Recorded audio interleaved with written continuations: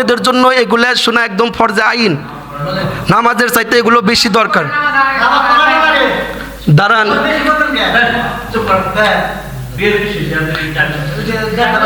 শোনেন শোনেন, এটাই শেষ হাদিস, এই 10 নম্বর হাদিসটা শোনেন।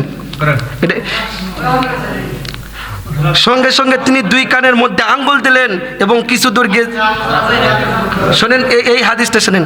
বিখ্যাত তাবি হযরত নাফি রাদিয়াল্লাহু তাআলা থেকে বর্ণিত, তিনি বলেন যে একবার চলার পথে তিনি কানের মধ্যে আঙ্গুল দিলেন, এরপরে কিছু দূর যাওয়ার পরে তিনি বললেন যে এখনো কি বাঁশির আওয়াজ শোনা যাচ্ছে? তখন বললেন যে না। তখন তিনি কানের ভিতর থেকে আঙ্গুল বের করলেন এবং বললেন যে রাসূল সাল্লাল্লাহু আলাইহি সাল্লাম যখন গান এবং বাঁশির সুর শুনতেন তখন তিনি কানের ভিতরে আঙ্গুল দিতেন। এটা হলো মুসনাদে আহমদের 4535 নম্বর হাদিস এবং আবু দাউদের 4924 নম্বর হাদিস। তাহলে হাদিস দ্বারা আমরা 10টা হাদিস 13 জন সাহাবী থেকে বর্ণনা করলাম। এই হাদিস দ্বারা প্রমাণিত হলো যে আল্লাহ রাসূল সাল্লাল্লাহু আলাইহি সাল্লাম গান বাজনাকে হারাম করেছেন এবং নিষেধ করেছেন।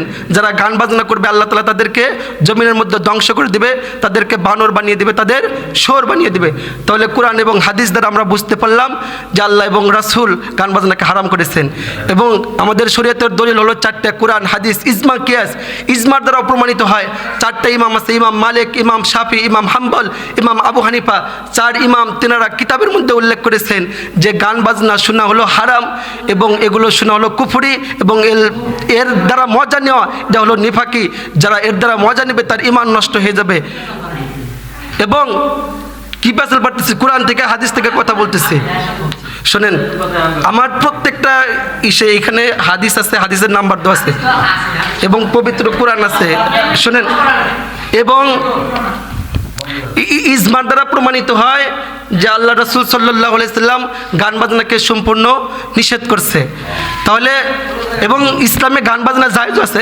শোনেন, এই যে শেষ ফিনিশিং, ইসলামে গান বাজনা জায়েজ আছে, তবে যদি ওই গান বাজনার ভিতরে অশ্লীল কোনো কথা, শিরকি কোনো কথা, আল্লাহ এবং রাসূলের বিরুদ্ধে যদি কোনো কথা না থাকে, আল্লাহর প্রশংসা এবং রাসূলের প্রতি দরুদ থাকে, তাহলে এই ধরনের গান বাজনা জায়েজ আছে। এবং বাদ্যযন্ত্রের ভিতরে যে দব বাজনা আছে, এক পিসে বাজানো যায়, এরকম দব বাজনা ইসলামে জায়েজ আছে। আপনি সৌদিতে এখনও দব বাজানো হয়।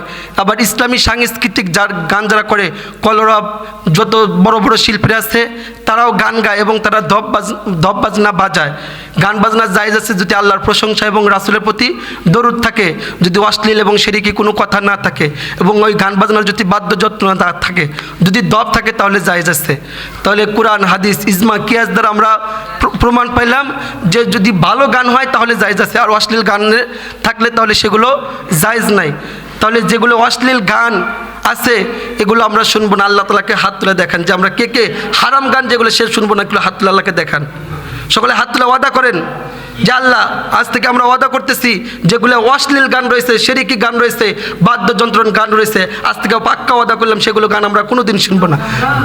এবং আল্লাহ তাআলা হক যেগুলো সঠিক গান সেগুলো আমাদের সকলকে শোনার জন্য তৌফিক দান করুক। সকলে বলি আমিন। আল্লাহ তাআলা আমাদের এই কথাগুলো সকলকে পরিপূর্ণভাবে আমল করার জন্য তৌফিক দান করুক। সকলে বলি আমিন। আমি যা বলছি কোরআন থেকে বলছি, হাদিস থেকে বলছি এবং তাফসির থেকে বলছি। কোরআন হাদিসের বাইরে একটা কথাও বলি না। এবং আমি যতদিন ধরে এখানে আসছি প্রত্যেক দিনে আমি কোরআনের তাফসির নিয়ে কথা বলি। আল্লাহ তাআলা আমাদের সকলকে কোরআন হাদিস বোঝার তৌফিক দান করুক।